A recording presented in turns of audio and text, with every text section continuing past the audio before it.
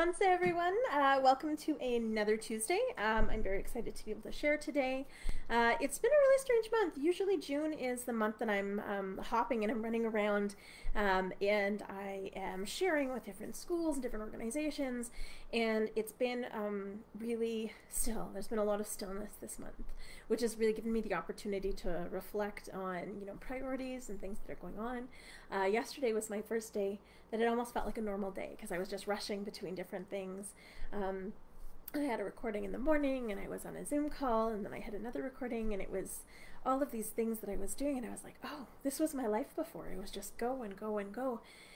And now to kind of sit back and reflect on it and see exactly how tired I was at the end of the day, but at the same time I couldn't sleep because I was so excited of all the things that I had done, and that was my normal for the longest time. And it really gave me the opportunity to appreciate that stillness that we've had and that we continue to have, and that shift into the way that we really appreciate our home, the way that we appreciate our family and our friends a lot more. And so I was kind of thankful and humbled. I mean, yes, I do miss that ability to be everywhere all at once, but I do appreciate the time to spend with my family and with friends, so that's been wonderful. So this weekend is National Indigenous Day. It used to be Aboriginal Awareness Day, and then it was just Aboriginal Day, and then it was Indigenous Awareness Day, and now I think officially it's National Indigenous Day. So it's a day that gives us the opportunity to really honor and give thanks for the history of all of these lands. So across Turtle Island, we have so much rich history and deep ties to the language and deep ties to the land and to our stories and our songs and all of these really beautiful things that I think for the longest time, when we weren't able to share those things, when we weren't able to share our ceremony and those gifts and those stories and those teachings, it was a big piece that was missing of the puzzle in what we call Canada or Turtle Island, because it really allowed us to really reflect on what was important. And within the treaties, it was really about sharing. It was really about understanding and having compassion for each other. And the easiest way to have compassion for each other is to learn about our stories and our culture and our ceremonies. It's to be invited in. It's to share food and, let our kids play together and just have a really beautiful, wonderful time. And that's really what the solstice was all about. It was about welcoming the longest day of the year, and so everywhere around the world there are solstice ceremonies in different indigenous nations around the world. Everyone has a solstice ceremony. It's our way to give thanks for the sun, to give thanks for the summer, to give thanks for that awakening that's within each and every one of us, the connection that we have to each other, the connection that we have to the earth, the connection that we have to the sun, and just that growth that continues because of that sun.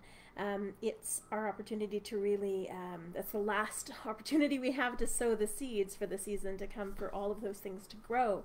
And so it's really a gift. It teaches us about really honoring, that pulse, that rhythm that all of the seasons have, that all of nature has, that we have, and really celebrate the fact that we have come full circle around the sun again. And so this National Indigenous Day gives us the opportunity to really honor, all of those ceremonies and celebrations that will be happening across the world, or, our own personal ceremonies, even just taking a breath and looking up at the sun and thinking how incredible it is that we have made it around the sun for another year. It's just such a gift. And so just to start today, of course, in a good way, I'd like to acknowledge the land upon which we stand. So I am here in Mohenstis, which is in Calgary, Treaty 7 territory, and I honor the people of this land. I honor the Blackfoot of Siksika, Kainai, and Pagani.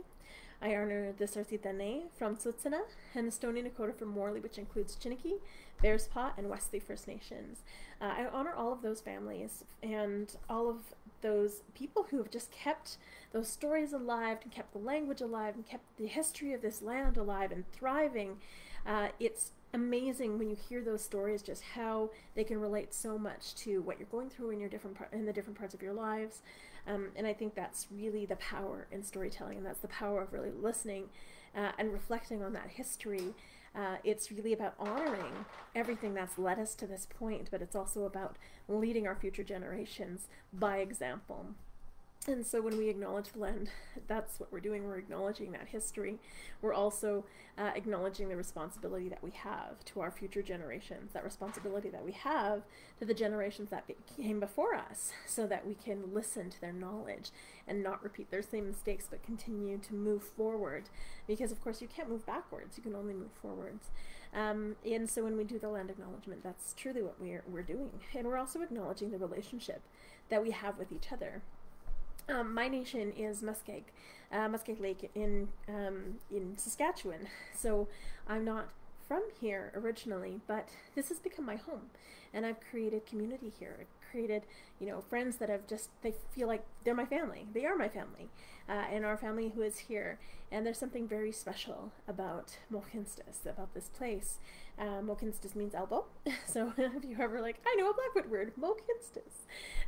And it's where the Bow River and the Elbow River have come together. And there's something really powerful about two rivers colliding. It brings energy, it brings people together. Water in general will bring people together because it's our opportunity to, we need water. We need water to live, to survive, to grow. There's something about flowing water that is just cleansing, it's healing. And here in Mohkinstsis, you can feel how that movement, it's that constant healing, it's that constant growth. Every city has a different energy. Every city has a different effect on people. And some people, Mohkinstsis it's their jam. Here, Mohkinstsis is my home. It's my jam. When I was in Edmonton, very different energy there. They do have a river, but it's a single river, and the way that it flows, it didn't work with my energy. It was my city of learning. It was to really teach me how strong I was. And every city teaches us different things. Every place and every nation teaches us different things. And so it's really important to understand that those cities, before they were there were traditions on those lands. There were ceremonies that took place for thousands of years before on those lands. And that's what that energy is holding there. And so this is why we have these different feelings in these different places. It's because the place itself is sacred. The land itself is sacred. It's not about what's on top, but it's about what's the core of it and what the essence is. And so just to welcome everyone to the circle today, I'd like to share the Cree welcome song. Traditionally, when we sing songs, we sing in rounds of 4, down to the 4 directions of the medicine wheel. But this song is a little different. We actually sing it in rounds of 3. And that's to keep the circle open and welcoming so everyone completes the circle today. Because in a circle, we're all connected. There's no beginning, there's no end. No one is greater or less than anyone else in the circle, just like in the hoop of life. So it teaches us to honor each other for those differences. Again, because if we were all exactly the same, the world would be incredibly boring and nothing would ever get done. And just to quote my son earlier, there's no such thing as normal. Because honestly, who wants to be normal? Normal is boring. So it's really about expressing yourself and honoring yourself, but honoring everyone else for what they bring to the table. And that's truly what this song is about. It's about welcoming everybody into the circle. I know sometimes we have differences of opinions, but it's when we can come together and learn from each other and compromise. That's truly what makes our community resilient and what makes our circle resilient. And so that's what this song honors. This song is from the Nantahau family, from Sturgeon Lake Cree Nation, and I honor that family every time I sing this song. It reminds us how special these songs are, because for many generations it was illegal to speak our languages, to share our stories, to share our songs, to wear regalia. And I was talking about my ribbon skirt the other day, and our regalia, it's not a costume, because costumes are for Halloween, and honestly I'll probably be a Star Wars character for Halloween, but it's the essence of who we are. Our regalia tells a story of our family, it tells a story of our history, it tells a story of our beliefs, of the things that we want to share about ourselves outward. It's the essence of who we are. It's our very being. It's the core of who we are. And it's a blessing and a gift to be able to wear those things and to be able to share those things in a good way, in a meaningful way, whether we be dancing or whether we be singing and drumming and wearing our regalia that way. Our regalia is the way that we can express ourselves, and it brings people a little closer to who we are in our spirit. And to think that we weren't allowed to wear those things for so long, it's a little heartbreaking. But the fact that those teachings have remained the fact that we still have our same stories and our wisdom and our songs and our drums and our artifacts and our regalia. It shows exactly how resilient a people can be.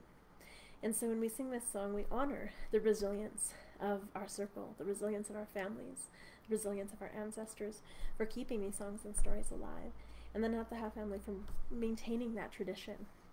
And Mia Sin, which is in the Cree welcome song, it doesn't just mean welcome, it also means beautiful. I'm going to stand up to sing.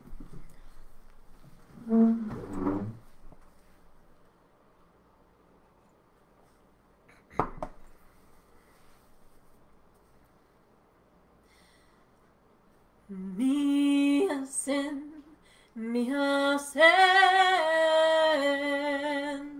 Hasemina,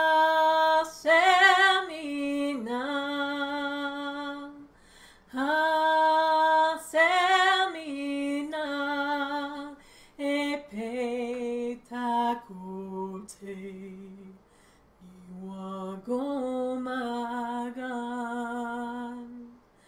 Ota, Woma, Kitaskino,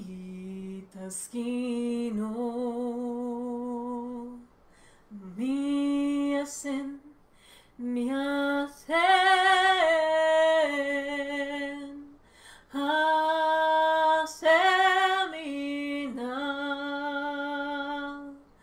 Hasemina, Epetakote, Niwagomagan, Wota, Woma, Kitaskino,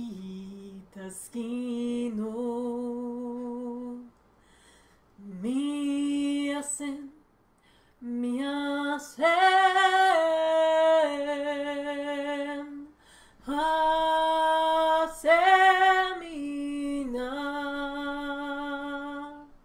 Hasemina, Epetakote, Niwagomagan, Ota, Woma, Kitaskino.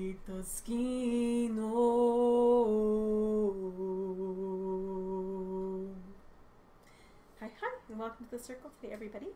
So, of course, we're going to start with a smudge. It's just a beautiful way to ground and to get ourselves in the right place. It's our form of meditation. It's a prayer. It really is. And all a prayer is intention. It's setting intention. It's setting those wishes and the things that we need. It's asking for the things that we want in our lives. It's getting rid of the things that we don't. It's bringing in that healing. And I love it when science proves things we've done for thousands of years, because it actually cleans the air. So it actually gets rid of toxins like viruses, bacteria, fungus, anything that's in the air. pH balances the air, but it also ionizes the air. So it actually makes it healthier, much, much healthier for you to breathe. And so it's a really good thing if you're feeling a cold coming on. If I know that when I was working with like little kids, sometimes they would be, I love you, and give me a big hug, and I'm like, oh, and I would smudge a lot afterwards, and it really did maintain my health. And so when we smudge, there's no right or wrong way to smudge. It's whatever feels great to you, whatever feels good to you. You want to be comfortable, because you never want to be uncomfortable when, you know, you're praying or you're wishing or you're setting that intention. You always want to be comfortable. You want to be in your spirit, in your being, and so your prayers are stronger because you're not focused on anything else around you. You want to be focused in that moment and what you're asking for. And so today we're going to be using sage, of course. So this sage is picked up on Nose Hill. I'm looking forward to going sage picking again soon. Normally I go, you know, just after solstice, because that's usually when the buds start coming out really, really good. And I actually haven't been up on Nose Hill yet to see kind of where we're at, but I'm hoping to be able to go and take a few people with me, just so that we can pray on the land, and we can feast up there, and we can drum and sing for the plants, and take some for our community and take some for ourselves, of course. We always pick in 2 bundles. A bundle that we're going to give away to the community or that's going to be used within the community, and then of course one for ourselves. I never pick enough, like ever, ever, ever. I use a lot of sage though, in all fairness. And so you'll notice I am pulling the sticks out. And so when we, the sticks, when we pull the leaves off, it holds our energy, it holds our intentions. And so we don't want to dictate how somebody's going to pray or how somebody's going to use the medicine. So out of respect to honor them, we leave the medicine on the stem for them to choose what to do with it. If they pass it on to another person, then at least it holds their energy and not yours. And so this is why we always leave it on the stem. Excellent. I'm going to talk a little bit about women's teachings today. So sage is considered, in my teachings, the women's medicine. Like I said earlier, it's not about right or wrong. It's different. It's what works for you. So you might talk to a Dene elder, you might talk to a Stony elder or a Blackwood elder or a Cree elder and knowledge keeper, and we all might have different ways of looking at the medicines, different ways of looking at the medicine wheel, different stories. But this is why you learn from multiple elders and multiple knowledge keepers throughout your life, because you find the things that you need in your life and the things that work for you, and those are what you use, because nobody can dictate how you live your life. You're the only one who has that responsibility and that ability. And so I'm just gonna put these both together here.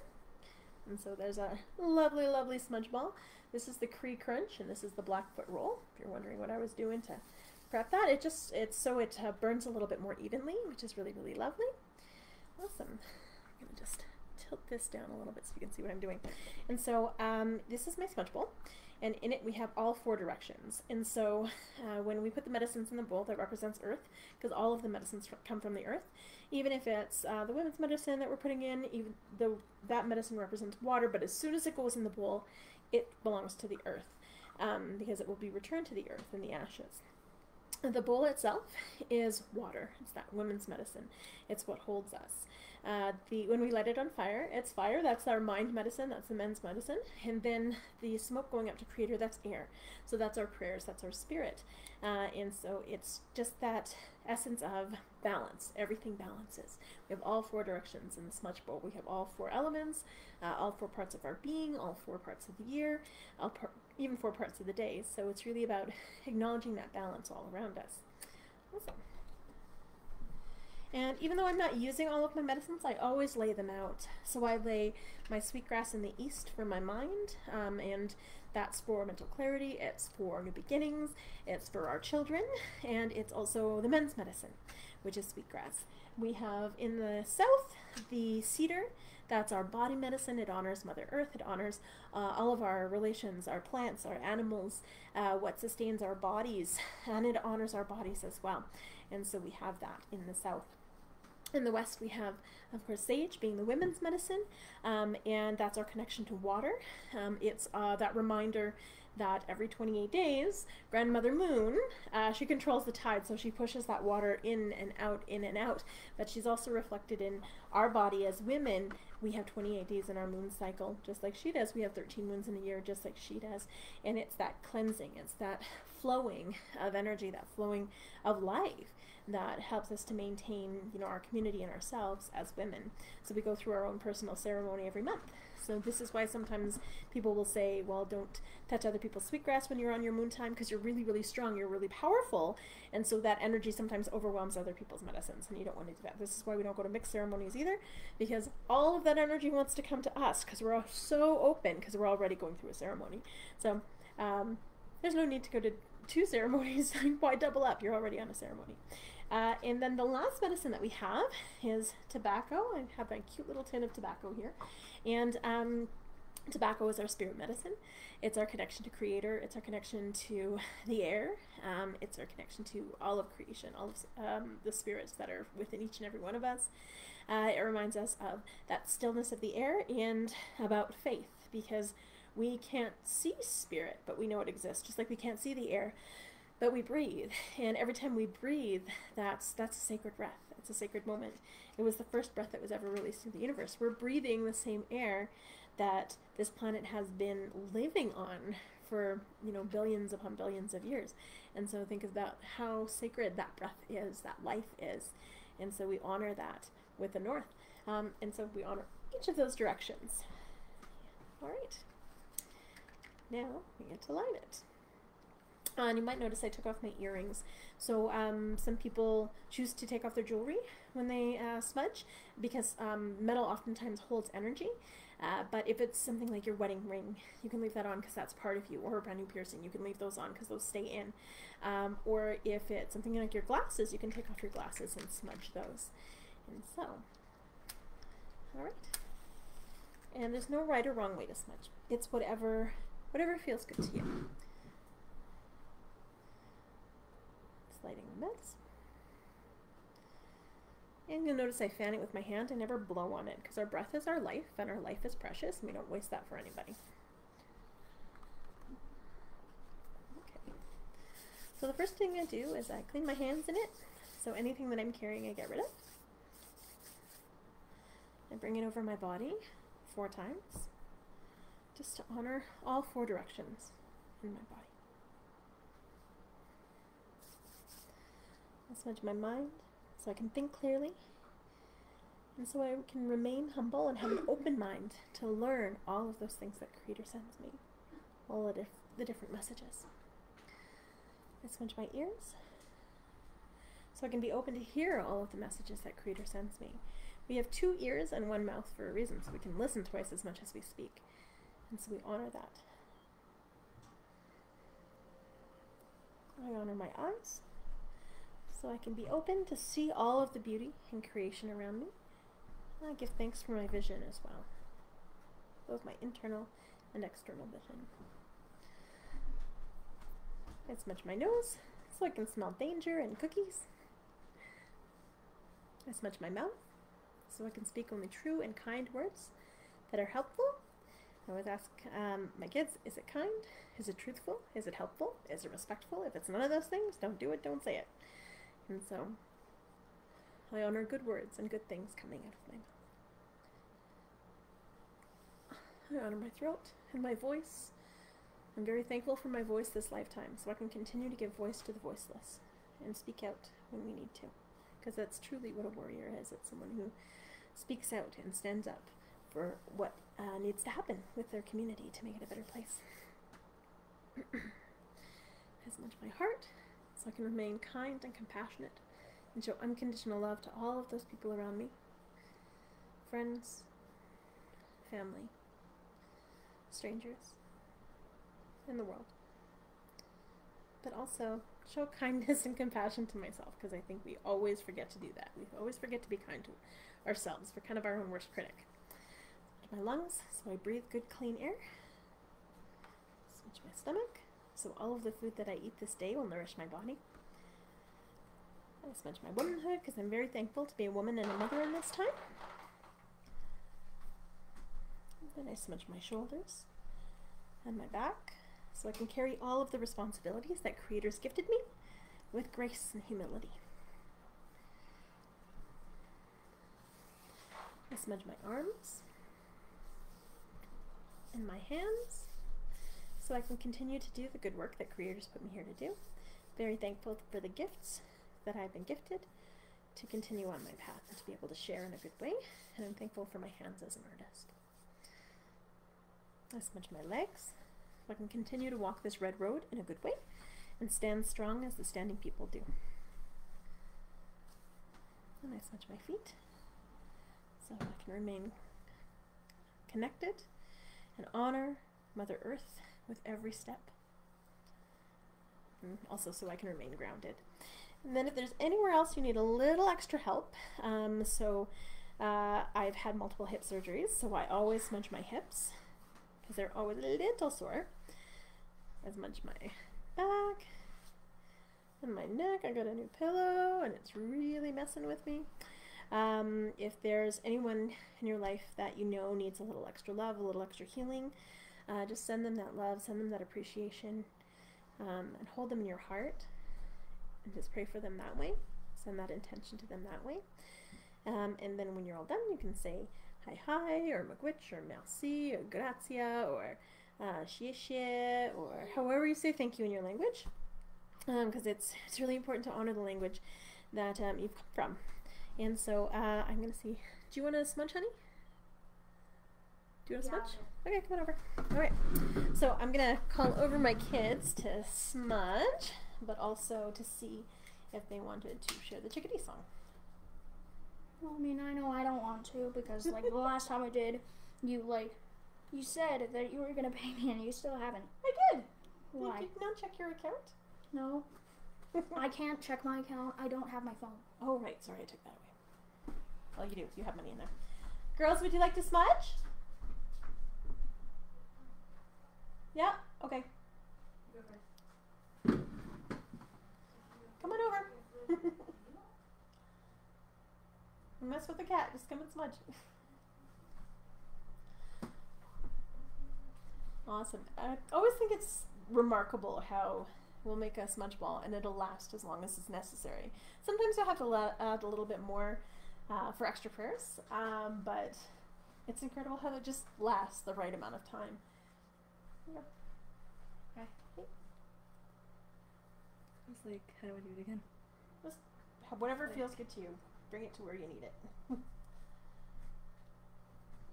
Okay. Awesome. Does Chloe want to? Yeah, she's coming. Okay. Awesome. So I'm going to talk a little bit about the chickadee song while Chloe's on her way. So the chickadee song, like I said, it teaches us that we have two ears and one mouth for a reason. And when this song had come through me, here you go, Chloe. I was actually, you don't want to smudge? Go ahead. So I was actually in a sweat lodge and I was asking for a song. And I kept hearing the chickadees outside the lodge. And the third round was so hot. It was incredibly hot. I'm used to sweating, my sweat's being really, really hot because I used to sweat in Arizona. And, all done? Okay, cool. When I used to sweat there, the heat didn't bug me, so I was just sitting in the sweat lodge as everybody kind of left, including the elder. And then these little chickadees started poking their heads in and out, and then this song kind of came to me. And I was like, oh, okay, so this is your song. This is really, it's about honoring that joyfulness that we have when we communicate with each other. It's about, oh, yes, absolutely, I can definitely do that. It's about honoring our voices. It's about honoring each other's voices and really paying attention and listening to each other. Because the chickadee, it will listen to each other. We'll hear the chickadees talking to each other. So you'll hear one chickadee go chickadee dee dee dee dee, and then the other one go cheeseburger. So they actually have a conversation. They talk back and forth to each other.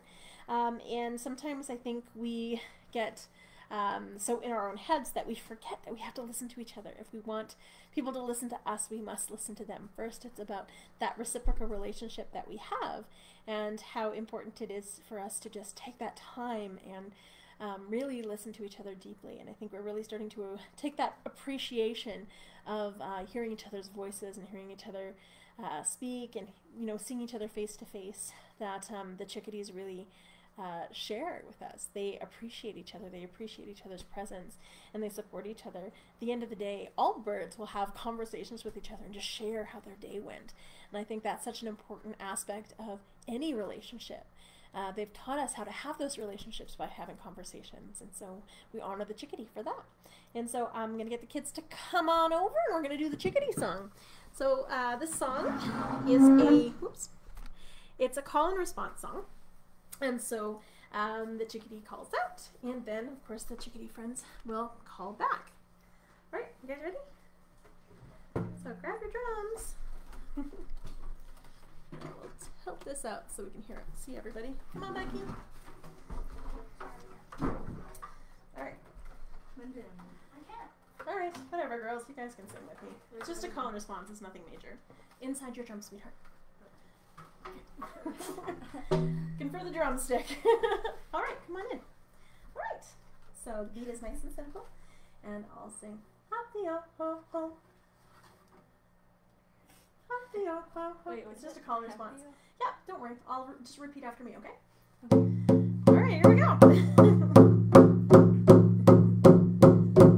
Happy oh ho ho.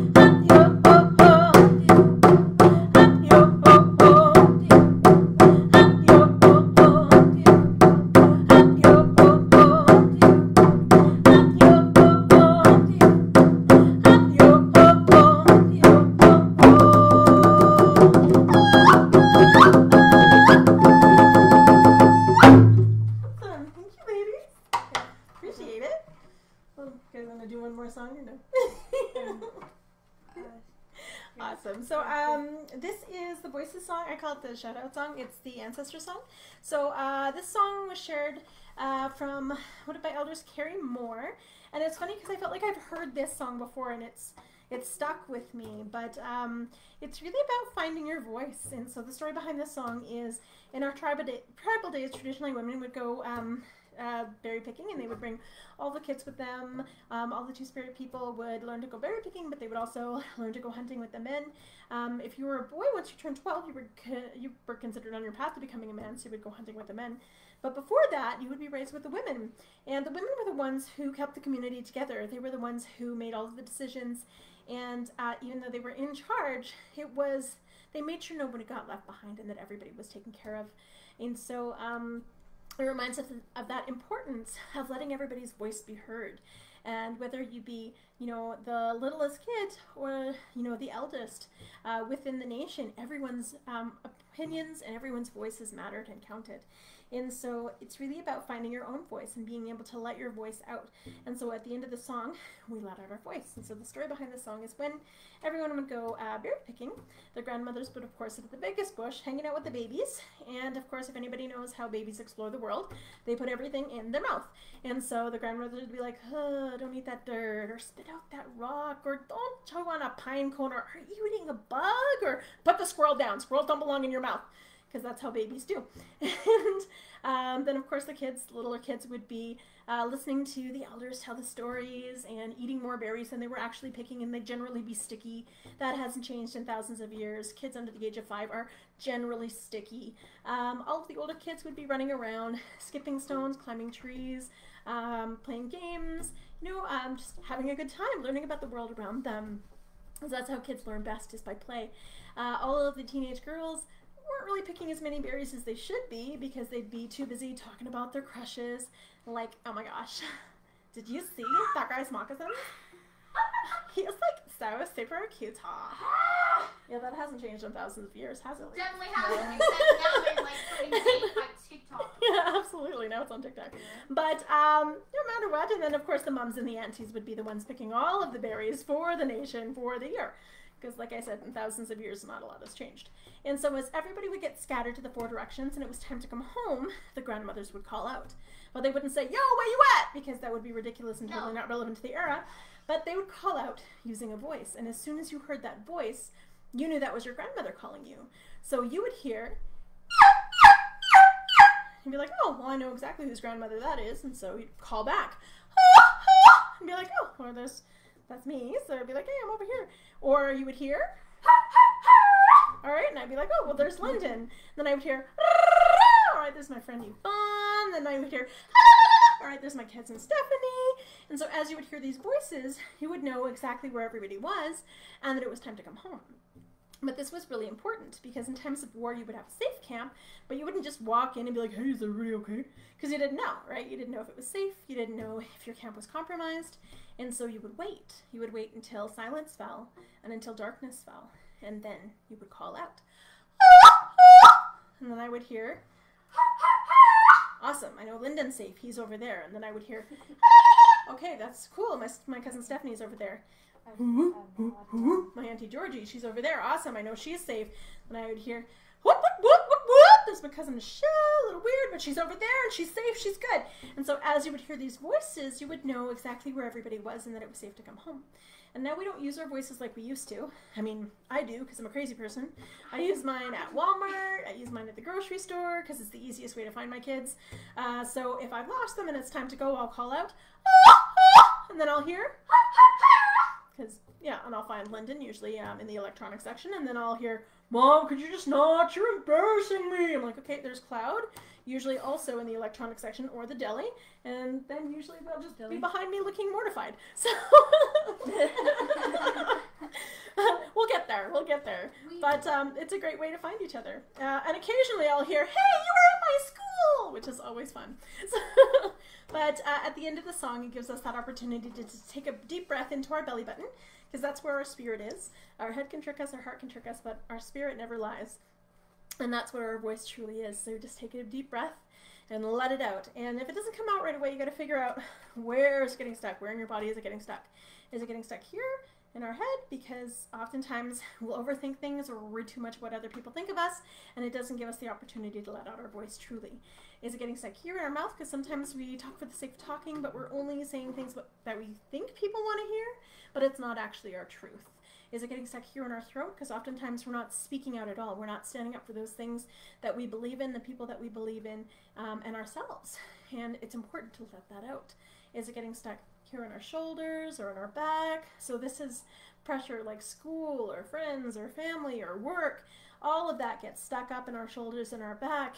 And it's the voices that we put on for other people, that those expectations that we take on for other people, they hold our voice down too. Is it getting stuck here in our heart? Because that's where our pain, our hurt, our sadness, that's where that goes, that trauma. And it's just realizing that, you know, we deserve love. And it's finding that self-love to be able to elevate your voice and let it out of your heart. Is it getting stuck here in your tummy? This is where your self-doubt and your self-worth is. So every time you're like, oh, I suck, or I'm not good enough, or oh, I'm not worthy of that promotion, or nobody will ever like me. Anytime you say something bad to yourself, it holds your voice down. So just know that you're amazing. And if somebody's going to judge you for being incredible, you don't need them. So let out your voice and stop talking to yourself like that, because you're incredible. My favorite quote is, we're not afraid to fail. We're afraid to succeed beyond measure. So succeed beyond measure. Be amazing. Or is it getting stuck here in your belly button because you're simply not breathing deeply enough and connecting to your spirit? So no matter where it is in your body, find it and let it out. And you might need to take a couple deep breaths to be able to let it out fully and completely. And when you finally find it, it feels amazing, and you want to do it all the time. Sometimes you laugh hysterically because you can't believe that sound came out of you. And sometimes you cry because it's the first time you've actually heard your genuine self, and it brings up a lot of stuff with it. But no matter what, it feels incredible, and you just want to do it all the time, and you can be the crazy lady in Walmart just like me. It'll be great. So the words to the song I'm going to teach you guys as well as them the song. So repeat after me. Weya heya, Weya heya. weya weya heya, Weya. Wait, what is it again? weya heya, Weya heya. weya weya heya. Weya weya heya. Scratch that together. Weya heya, weya weya heya. Weya heya. Weya weya weya. Yeah. Yeah. Weya heya, weya weya heya. Weya heya. Weya weya heya. Weya heya, weya weya heya. Weya heya. Weya weya heya. Weya heya, weya weya heya. Weya heya. Weya weya heya. Weya heya, weya weya heya. Weya heya. Weya weya heya. Awesome. So we're going to sing that through 4 times. The 3rd time, though, we're going to get really quiet because that's the part where they're looking for their safe camp. And then the 4th time, we're going to get really loud because that's where they celebrate because we found each other. And then we're going to let out our voices and we're going to scare everybody in the neighborhood and it's going to be amazing. All right. So the beat is nice and simple, nothing too crazy.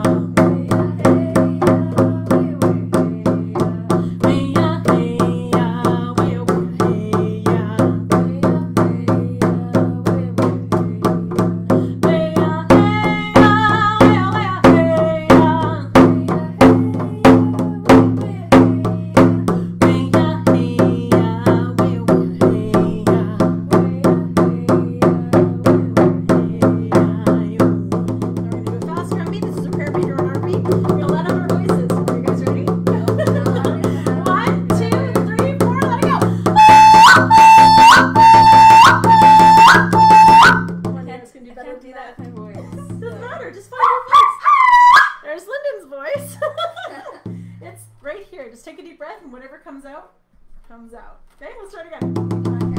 You can do it. You're gonna find your voice. Eventually, you're gonna find it. 1, 2, 3, 4.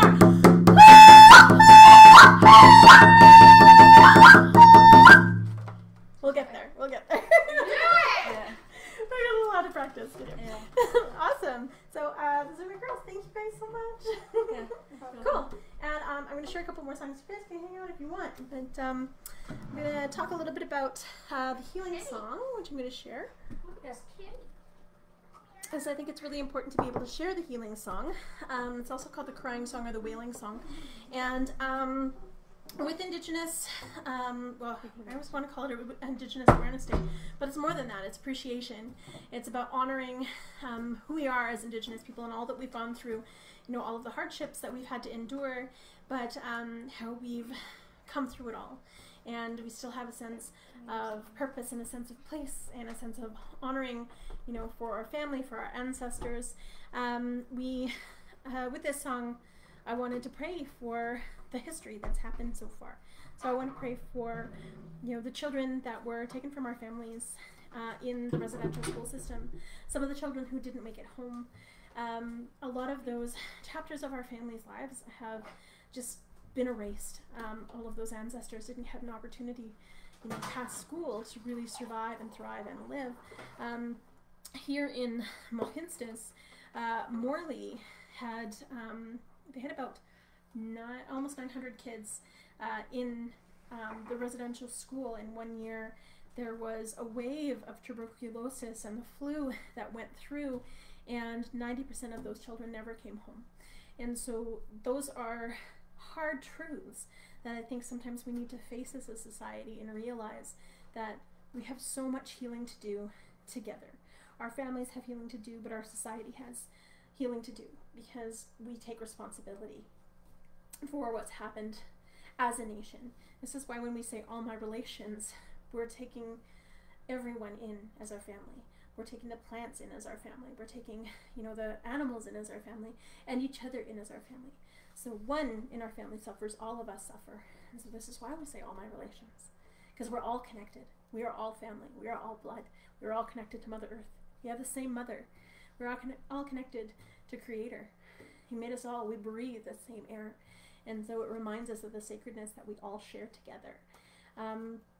When we sing this song, we also pray for the people who were taken with the 60 scoop and those survivors. There's so many incredibly powerful people that are looking for their family, that are looking for those records, that are looking for that connection, and that had lost a sense of identity with the 60 scoop. Those families who didn't have an opportunity to get to know each other, brothers and sisters, and family members that were just ripped apart, and now they're slowly but surely starting to rediscover who they are, where they're from, who their ancestors are, and with that, they're discovering their sense of purpose and their sense of place, and their sense of belonging and unconditional love, which I think everyone really needs. And we also pray for the kids in the social system. There are kids that get lost in the foster care system, that lose themselves and lose their being and lose their very sense. Guys, I'm doing things. You can argue over games afterwards. Okay. Yeah. So, but I'm very thankful because I was able to break that cycle of abuse with my own children, because there's intergenerational trauma that gets passed down from line to line to line, to family to family to family. And so it's important that we break those cycles and recognize that they're not ours to carry. The abuse that was cycling in my family, that's not mine to carry. That was from the residential school. And once I recognized that, I was able to break that cycle of abuse with my own children. And it's so important that we pray for ourselves, that healing that we need for ourselves, but that healing that we need for our families, the feeling that we need for all of our relations, and to be able to move forward together in a good way. It's not about blame. It's about taking responsibility and taking each other by the hand and healing and moving forward. And so when we share this song, it has so much power. It was a ceremonial song for the longest time. And many of our elders had said, no, it's time to share this song. It's time to honor the teachings of the healing song, because it has so much power to bring people together and to heal people. We've seen miracles happen with this song, but we're going through a time of transition.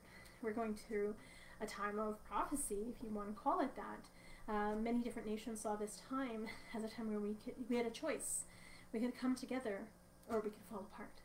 And so this song allows us to come together to heal in a meaningful way. When we sing it, we have the heartbeat, the drum beat, because that's that heartbeat that connects each and every one of us. The first sound that we hear when we're inside our mother is her heartbeat.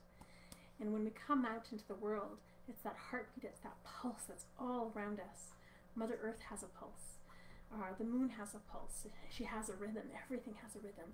And this is why the drum connects us. And this is why this is the best way to heal, is through song and story and sharing and tears. Don't be afraid to cry.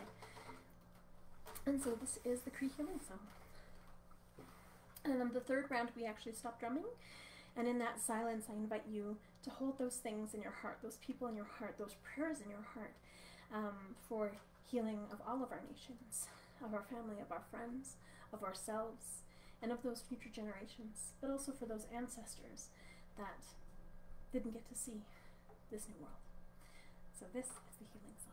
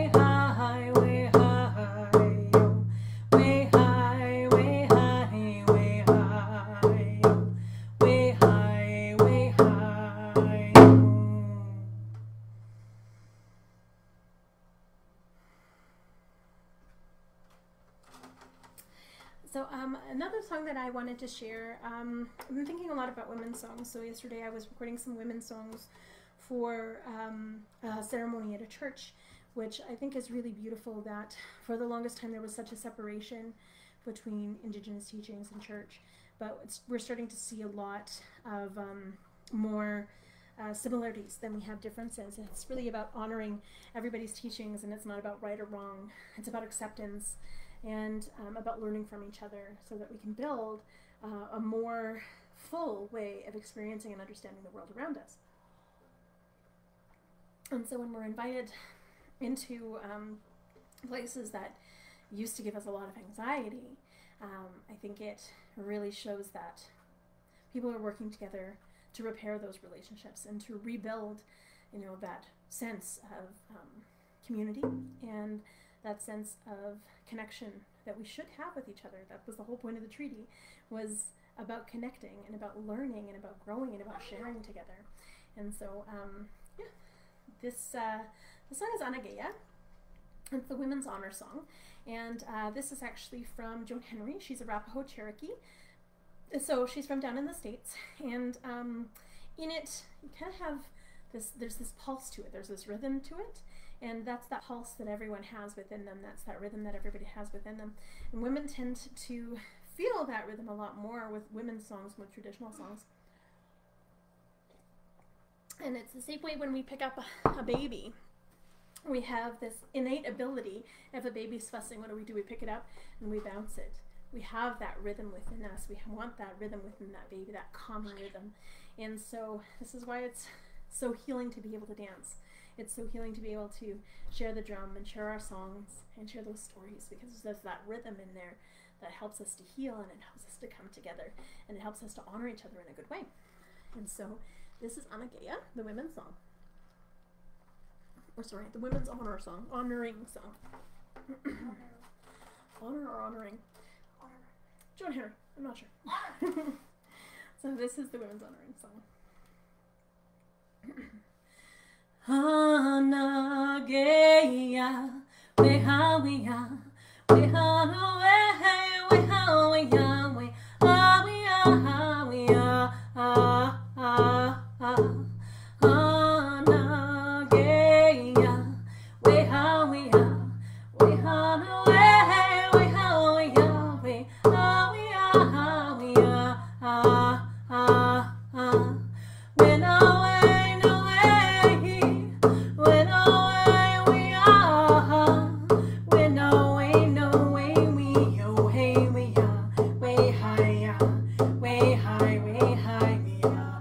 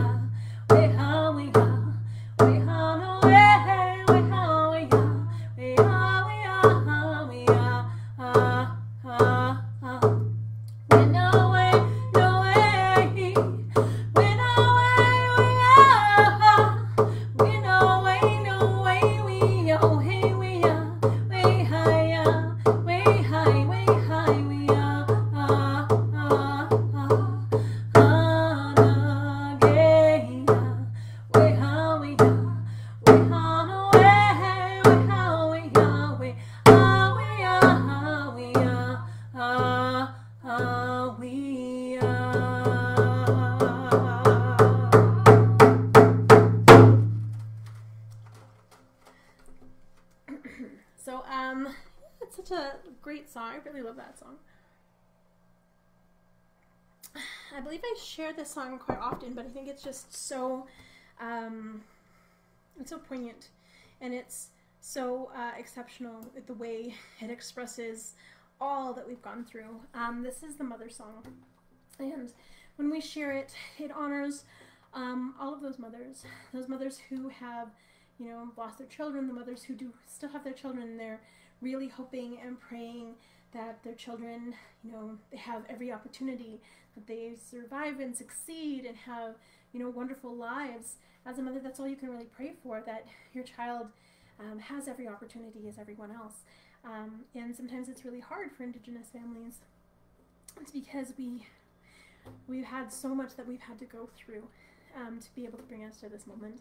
And there are some parents who have lost that ability to parent. They haven't had that base. They didn't learn how to parent because, you know, they were part of, you know, the residential schools. So you didn't learn how to share unconditional love. All you learned was hurt and sadness and shame and abuse. And so to break that cycle, it's monumental. And so this song honors all of those people who are struggling to break that cycle. It honors the people who have lost their children. It's honoring those people who are raising their children or raising other people's children. It honors those caregivers and that anguish that sometimes we have, you know, to protect our kids and to hope that they have all of that joy and all of that love and all of that compassion and that they're safe. When we have the 60s scoop, it honors those families that, you know, those children were ripped away from their families, but their ancestors and their families never gave up hope that they would find their way home again. So this is that mother calling out so that they come back home again. This is those families calling out to those children so they come back home again. It's sharing a sense of joy as well as a sense of anguish that every parent goes through. And so this is the mother song. And it's Anishinaabe, and I thank my friend Lacey for sharing this with me. She learned it from an elder, and we did a song exchange. But sometimes when songs stick with you, it's so that they can do good work through you. And so I honor this song, and I honor the teachings and that sharing that we did together. We also honor all of the parents that are struggling now with the foster and social care system to get their families back together, and to really, those children that need that sense of hope, that sense of belonging, that sense of acceptance, and that sense of unconditional love. So this is the mother song. Hey,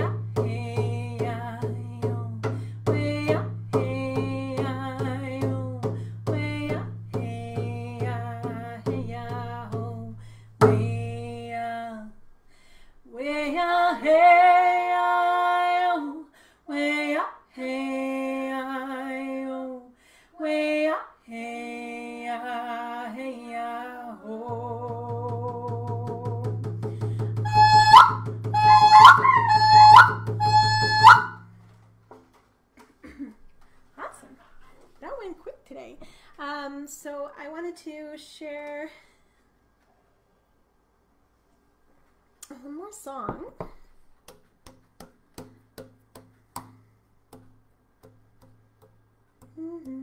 I remembered it. Oh, this is the farewell song. So it's funny because the last few weeks I've been trying to share it, but it wouldn't come to me. And yeah, it finally came to me, so I guess today is the day. This is a song to say farewell. It's not to say goodbye, because a lot of our languages actually don't have the word goodbye in them. But it's see you soon or see you later, or it's not a sense of termination, but a sense of continuation. And so this song is about keeping people safe on their journey, and knowing that we will see them again soon in this lifetime or the next. It's really about honoring everyone's journey that has brought us together and that will bring us together again. Awesome. And I think my elder who passed, Sharon Prue Turner, this is who I originally learned the song from. I miss her very much, and she's always in my thoughts, my prayers. Whenever I start to doubt myself, I just remember her words. And they resonate with me in my heart and in my spirit. And so I'm so thankful for the opportunity that I had to really, pray with her, go to ceremony with her, celebrate with her, learn from her.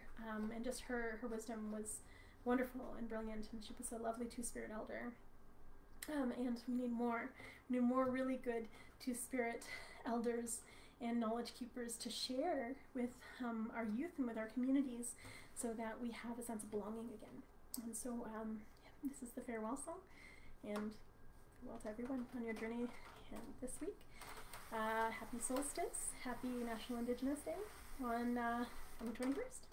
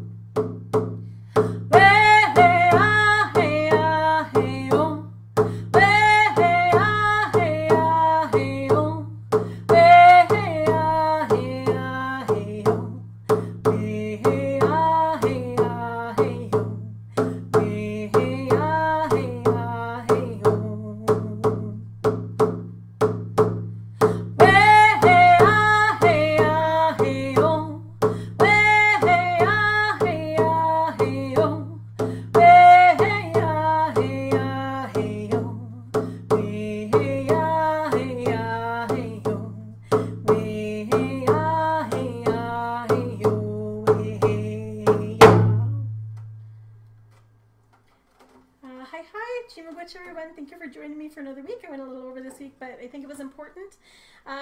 Yes, definitely, as you're out learning, growing, sharing, really remember that you're always in ceremony. If you take a breath and you appreciate everything around you, that's ceremony. And so if you have an opportunity, there's so many things going on online, which is amazing.